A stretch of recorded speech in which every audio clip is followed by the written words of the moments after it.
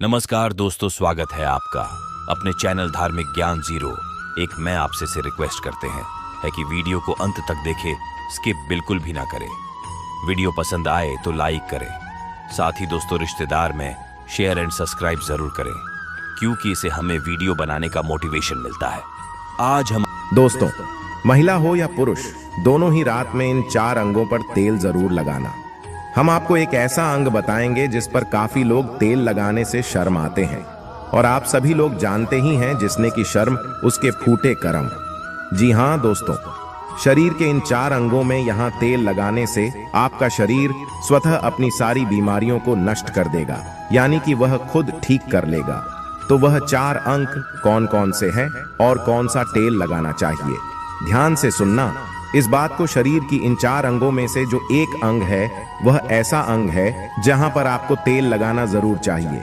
जो लोग इस वीडियो को छोड़कर जाना चाहते हैं वह अभी ही चले जाए, क्योंकि यह जानकारी बहुत ही महत्वपूर्ण और लाभकारी है। हो सके तो सारे काम छोड़कर आज अपने शरीर के लिए इस वीडियो को ध्यान से सुन लेना, क्योंकि वहां से 72,000 नाड़ियां निकलती हैं और वहीं से ही रोग की शुरुआत होती है। अगर हम उसको बैलेंस कर लेंगे तो हमेशा हम स्वस्थ रहेंगे। इसलिए आपको बिल्कुल भी शर्म नहीं करनी है। 4 अंकों में से इस अंक के ऊपर भी तेल लगाना है, सरसों का, और अभी हम आगे वीडियो में बताएंगे वह कौन सा अंग है। और दोस्तों, 4 अंकों में से एक अंग ऐसा है जहां से हमारा पूरा शरीर चलता है, और यह वाला अंग महिला और पुरुष में दोनों में ही पाया जाता है। यह वाला अंग बहुत ही महत्वपूर्ण होता है हमारे जीवन में, और यदि इन 4 अंगों में से इस पर आप रात को सोने से पहले तेल लगा लेते हो तो यकीनन आपको अपनी लाइफ में बहुत फायदा मिलेगा।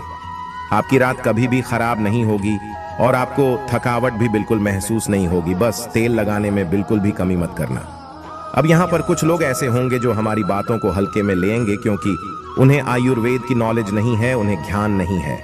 इसीलिए जो हम आपको बताने जा रहे हैं, शरीर के इन अंगों में आपके बिना शर्म किया तेल जरूर लगाना है। कोई भी मनुष्य हमारी बातों को बिल्कुल भी हल्के में लेने की भूल न करें। इस उपदेश को सुनकर आप अपने जीवन को सफल जीवन बना सकते हैं। दोस्तों, भगवान महात्मा बुद्ध का अनमोल विचार। एक दिन एक राजा भगवान बुद्ध के पास आया। बुद्ध के आश्रम में बहुत भीड़ थी।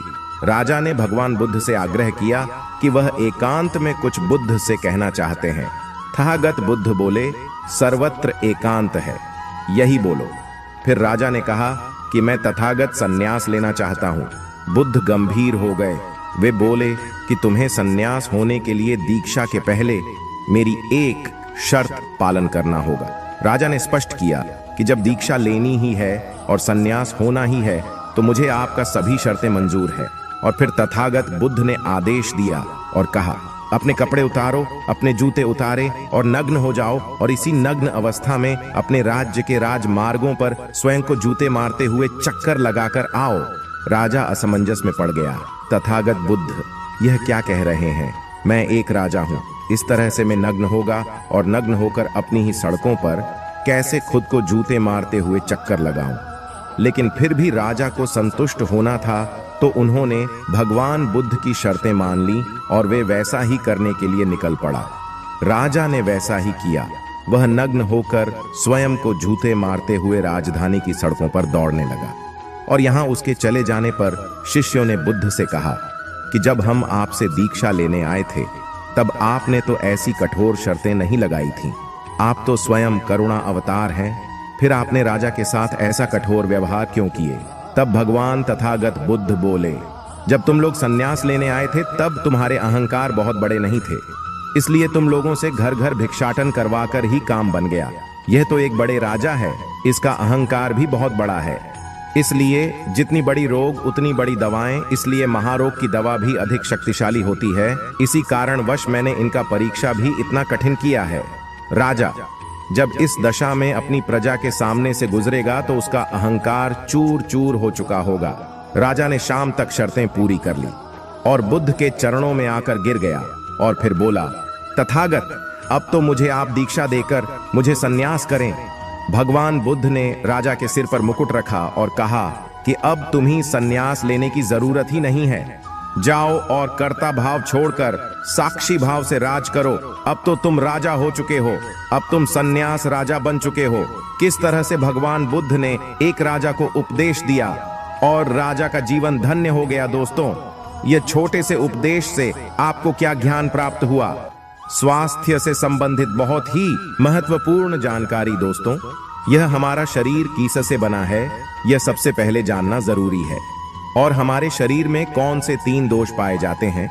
हमारा शरीर 5 तत्वों से बना है और हमारा शरीर में 3 दोष पाए जाते हैं, वात दोष, पित्त दोष और कफ दोष। इसे जानना जरूरी है क्योंकि यहाँ हर एक बीमारी का कारण होता है। क्योंकि हर एक बीमारी का जरिया ही 3 दोष है, इसलिए जानना जरूरी होता है। तो आपका शरीर का सबसे महत्वपूर्ण दोष ये 3 दोष है, पित्त दोष, कफ दोष और वात दोष। अगर आपके शरीर का वात दोष गड़बड़ हो गया तो 60 से 70% बीमारी होगी। अगर आपके शरीर का पित्त दोष गड़बड़ हो गया तो शरीर में 15 से 20% बीमारियां होती हैं। और आपके शरीर का कफ दोष गड़बड़ हो गया तो 5 से 10% बीमारी होती है। अब इन तीनों प्रवृत्ति हमारे शरीर में कब से कब तक रहती है? जब हम जन्म से बाल्य अवस्था में रहते हैं, यानी 0 से जब हमारा जन्म होता है और 14 साल की उम्र तक हमारे शरीर में दोस्तों इसकी प्रवृत्ति ज्यादा होती है। इस समय कफ ज्यादा बनता है। यह प्रकृति की देन है। कफ इसलिए बनता है क्योंकि हमारा शरीर ग्रो करता है। कफ बनना जरूरी है क्योंकि यह हमारे शरीर के बहुत ही महत्वपूर्ण अंग है। बस हमें यह ध्यान देना है, हम अपने बच्चों को ऐसी कोई चीज नहीं देना है जिससे उनका कफ और बढ़ जाए, क्योंकि बच्चे उस समय कुछ नहीं जानते। पेरेंट्स को जागरूक होना होगा। बस हमें अपने बच्चे को कुछ भी ऐसी चीज नहीं देना है जिससे उसका कफ और बढ़ जाए। बनाने वाली चीजें हमें उन्हें नहीं खिलाना है, नहीं तो क्या होगा, कफ से संबंधित जो 5 से 10% बीमारी है, जैसे टीबी, दमा, अस्थमा, सिजोफ्रेनिया, ये सारी बीमारियां इसकी वजह से होती है। जहां आपको ध्यान देना होगा दोस्तों, हर पेरेंट्स को ध्यान देना होगा। और दोस्तों, वीडियो में आगे बढ़ने से पहले अगर तुम में से कोई जय जय बजरंगबली जी को मानता है तो अगर सच में ही भक्त हैं, आप इस वीडियो को लाइक कर नीचे कमेंट बॉक्स में एक बार जय जय बजरंगबली लिख देना। बजरंगबली जी, जो भी भक्त कमेंट बॉक्स में जय जय बजरंगबली लिखता है तो उसके मन में जो भी मनोकामना है वह पूरी कर देना। दोस्तों, इसके बाद हम आगे वाली अवस्था में आते हैं। बाल्य अवस्था से युवा अवस्था। युवा अवस्था हमारा कब से कब होता है? जब हम 15 साल से 60 साल के बीच में होते हैं। दोस्तों, इस समय हमारा युवावस्था होता है। इस समय हमारे शरीर में पित्त प्रवृत्ति सबसे ज्यादा होता है, सबसे ज्यादा पित्त बनता है। इसलिए हमें यह ध्यान देना होगा कि हम ऐसी कोई वस्तु न खाएं जिससे हमारा पित्त बढ़ जाए। अगर हमारे शरीर में पित्त बढ़ जाएगा तो दोस्तों हमारे शरीर में 15 से 20% बीमारियां, गंभीर बीमारियां होती हैं। इसके बाद हमारा आता है वृद्धावस्था। 60 साल की उम्र हमारा वृद्धावस्था होता है। इस समय हमारे शरीर में वात बढ़ता है और वात से संबंधित 60 से 70% बीमारियां हमारे शरीर में होती हैं। तो आपको ऐसी कोई चीज नहीं खाना है जिससे वात रोग बढ़े। तो दोस्तों, यहाँ आप समझ गए कि आपके शरीर में 3 दोष का क्या रोल है। इसलिए इन 3 दोष संबंधित जो भी जानकारी जहां से मिले, जैसे मिले, उसे हासिल कर लीजिए और हासिल करके अपने जीवन में उतारें। कारण को हटा दीजिए और इन 3 देशों में क्या खाना है, क्या नहीं खाना है, इसका हमेशा ध्यान रखना है। इस दोष को बढ़ाने वाले चीजें कभी मत खाएगा। अब 3 दोष के बारे में जान गए। अब यह जानिए, आपका शरीर 5 तत्वों से बना है और इन 5 तत्वों में प्रोटीन, विटामिन, सारे तत्व आते हैं। अब इस 5 तत्वों में और 3 दोषियों में जो भी कमी आती है तभी आपका शरीर बीमार होता है, अन्यथा आपका शरीर बीमार नहीं होता। अब आप समझ गए आपका शरीर बीमार होने का क्या कारण है। जैसे कुछ लोग रोते हैं दोस्तों, भगवान ने हमें यह कष्ट दे दिया, भगवान ने हमें यह बीमारी दे दिया, हमें गैस्ट्रिक अल्सर हो गया, हमें थायराइड, ब्लड प्रेशर, शुगर हो गया। क्यों हो गया? भगवान ने नहीं दिया, आपने खुद पाला है। जब आपको प्रकृति कहता है कि खाना खाने का नियम पालन करिए, पानी पीने का नियम पालन करें, इस प्रकृति का नियम पालन करिए, तो आप क्यों नहीं कर रहे हैं? जबकि हमारा शरीर उसी तत्व से बना है, प्राकृतिक तत्वों से ही तो बना है। हमारा शरीर भी पानी से ही तो बना है, खाने से ही तो बना है। पोषक तत्वों से ही तो बना है। ये सारे नियम का आपको पालन करना होगा। अब जब यह हमारा पित्त दोष कह रहा है कि यह चीज नहीं खाइए, पित्त और बढ़ेगा, तो आप उसे क्यों खाते हैं? पिज्जा बर्गर आप क्यों खाते हैं? चाय आप क्यों पीते हैं? चीनी आप क्यों खाते हैं? जब आप ये सारी चीजें खा रहे हैं तो आपके पेट में एसिडिटी बनेगा, आपके पाचन तंत्र बीमार पड़ेगा।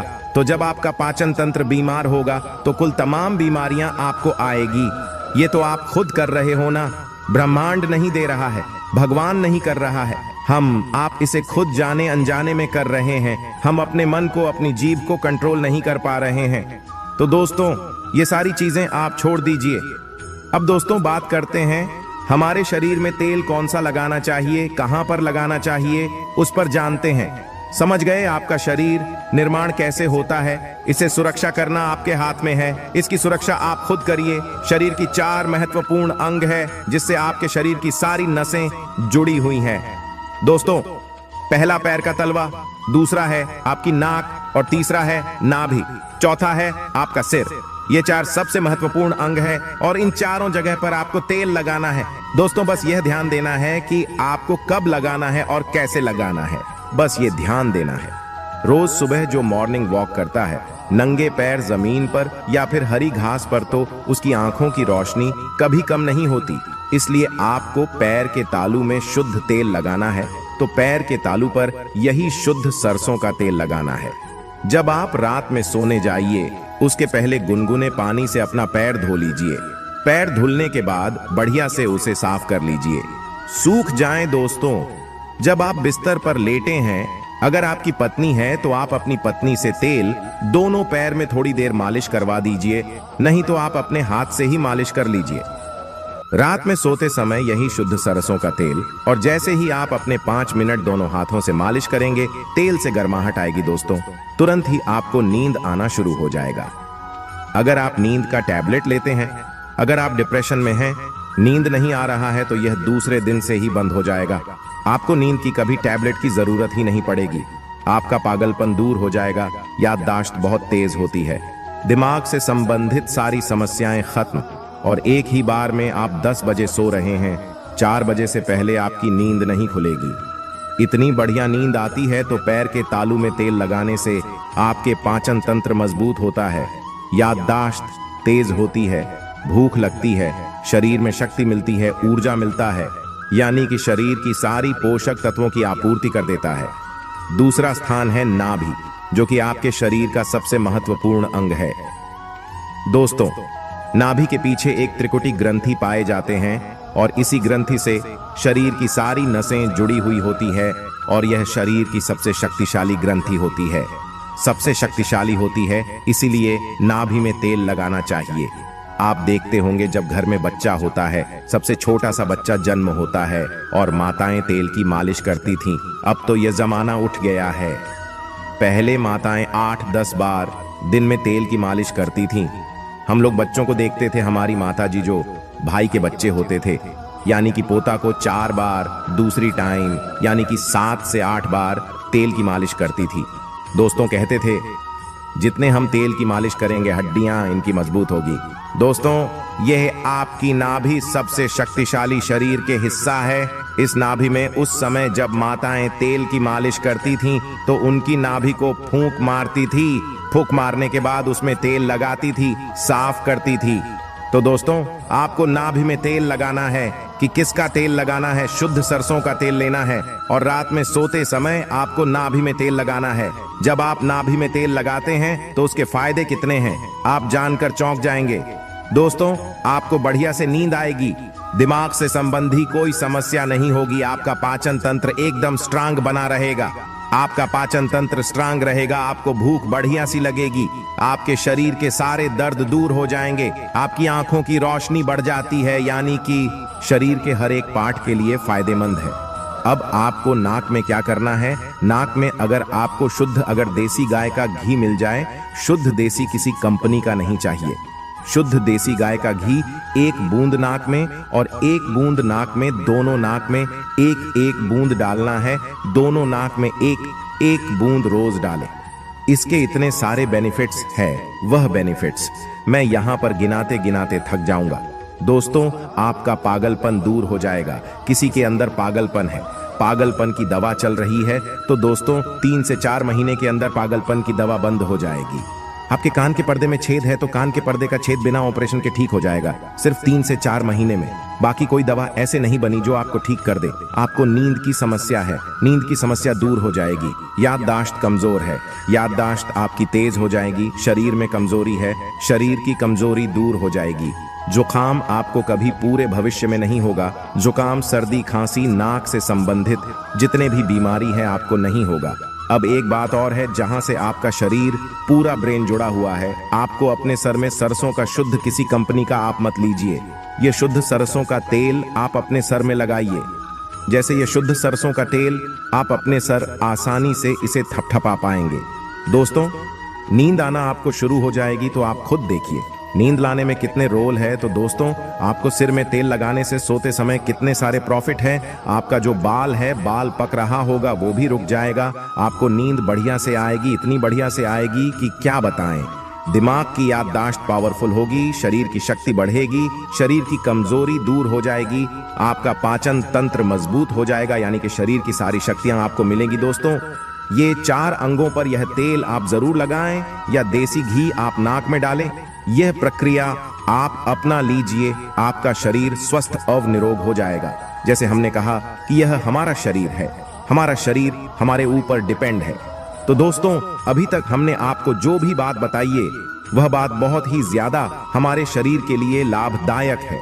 हो सके तो दोस्तों, जल्द से जल्द हमने जो आपको बात बताई है उसे फॉलो करें, निश्चित रूप से आपको लाभ मिलेगा।